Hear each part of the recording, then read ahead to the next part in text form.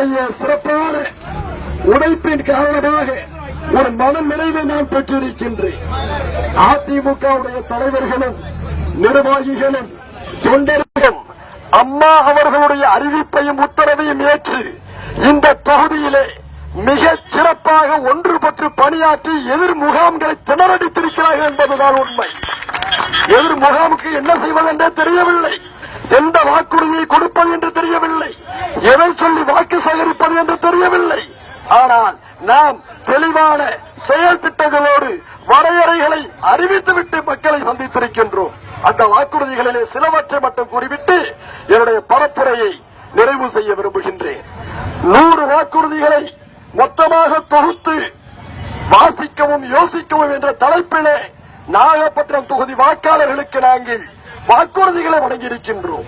என்னுடைய சிற்றறிவுக்கு எட்டியவரை தமிழ்நாட்டிலே 234 தொகுதிகளிலே தொகுதி தேர்தல் அறிக்கை வெளியிட்டது நம்முடைய நாகப்பட்டினத்தில் நம்முடைய கூட்டணி மட்டும்தான் என்று நான் நினைக்கின்றேன்.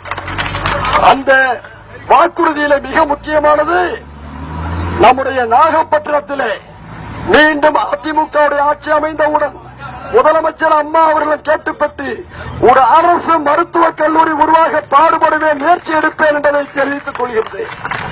அதேபோல் நம்முடைய மருத்துவமனை, நாகப்பட்டினத்தில் இருக்கக்கூடிய மருத்துவமனை தரம் உயர்த்தப்பட வேண்டும் என்ற கோரிக்கையை மக்கள் வைத்தார்கள். அவசர உயர் சிகிச்சைகளுக்கு தஞ்சாவூர் செல்ல வேண்டிய நிலை, பாண்டிச்சேரிக்கு செல்ல வேண்டிய நிலை இருக்கிறது.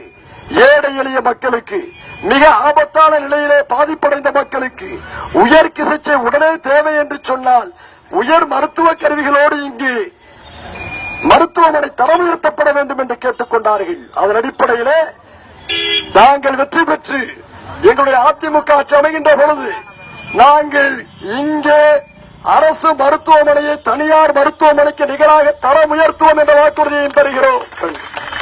மூன்றாவதாக நாகப்பட்டினத்துடைய வரலாற்று சிறப்பு மிக்க அந்த துறைமுகம் மேம்படுத்தப்பட வேண்டும் என்று வணிக அமைப்புகளும் தொண்டு நிறுவனங்களும் கோரிக்கைகளை வைத்தார்கள்.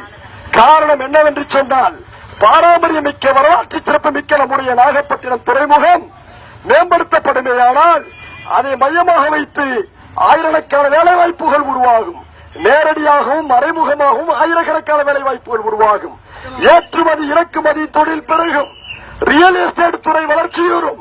இன்னும் பிற தனியார் சேவை நிறுவனங்கள் வளர்ச்சி பெறக்கூடிய வாய்ப்புகள் உருவாகும். ஒட்டுமொத்த காவிரி டெல்டா மாவட்டமும் பலன் பெறக்கூடிய ஒரு மிக முக்கியமான ஒன்றாக இந்த துறைமுகம் இருக்கிறது. அதிமுகவுடைய ஆட்சியிலே அந்த துறைமுகத்தை மேம்படுத்தி வேலை வாய்ப்புகளையும் தொழிலையும் பெருக்கி நாகப்பட்டினத்தை முக்கியமான ஒரு நகராக மாற்றம் என்ற வாக்குறுதியும் எடுத்து தருகின்றோம். அடுத்து மார்க்கு துறைமுகம். அந்த மார்க்கு துறைமுகத்திலே பங்குதாரர்கள் யார் தெரியுமா? உங்களுக்கெல்லாம் தெரியுமா? உங்களுக்கெல்லாம் தெரியும் என்று நினைக்கின்றேன்.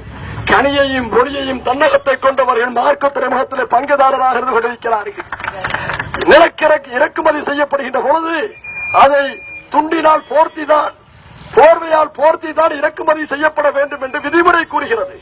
அந்த விதிமுறையை பின்பற்றாத அந்த மார்க்க துறைமுகம் நிலக்கரை இறக்குமதியை தொடர்ந்து அதேவாறு செய்து கொண்டிருக்கின்ற காரணத்தினாலே சுற்றுவட்டார மக்கள் பெரும் வியாதிக்கு ஆளாகிக் கொண்டிருக்கிறார்கள், பெரும் நோய் தாக்கலுக்கு உள்ளாகிக் கொண்டிருக்கிறார்கள். அதிலிருந்து நாகூர், பட்டினச்சேரி, மேலவாஞ்சூர் உள்ளிட்ட சுற்றுவட்டார பகுதி மக்களை மீட்பதற்கு, பாதுகாப்பதற்கு நாங்கள் வெற்றி பெற்றவுடன் அரசு ரீதியான நடவடிக்கை எடுக்கப்படும். தேவை ஏற்பட்டால் பெருங்கொண்ட மக்கள் திரள் போராட்டங்களை நடத்துவோம் என்பதை நடத்த தெரிவித்துக் கொள்கிறேன். ஐந்தாவது 100ஐ நான் சொல்ல முடியாது, 5ஓடு நிறைவு செய்ய விரும்புகின்றேன். மணி 5 ஆகிவிட்ட காரணத்தினாலே என்னவென்று சொன்னால், 5வது நாகப்பட்டினம் மிகப்பெரிய குடிநீர் பற்றாக்குறையை சந்தித்துக் கொண்டிருக்கிறது. எத்தனையோ முயற்சிகளை நம்முடைய நகர்மன்றம் எடுத்தாலும் அரசியல் தலைவர்கள் எடுத்தாலும் நாகப்பட்டினத்தில் குடிநீர் தேவை பூர்த்தியாகிய பாடில்லை.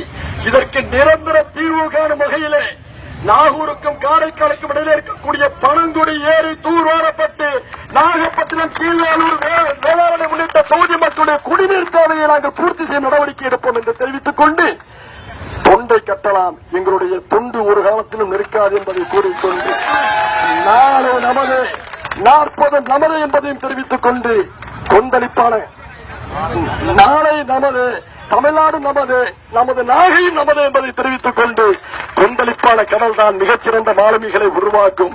கொந்தளிப்பான பயணத்தில் தான் மாபெரும் வெற்றிகளை சாதிக்க முடியும். மாபெரும் வெற்றிகளுக்கு மாபெரும் உழைப்பு தேவை. மாபெரும் உழைப்பை செய்துவிட்டீர்கள்.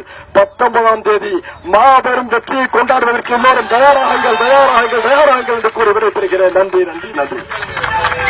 உங்கள் ஓட்டு இரட்டை இலைக்கு, உங்கள் ஓட்டு இரட்டை இலைக்கு, உங்கள் ஓட்டு இரட்டை இலைக்கு. நன்றி. புரட்சி தலைவி அம்மா நமது சின்னம்.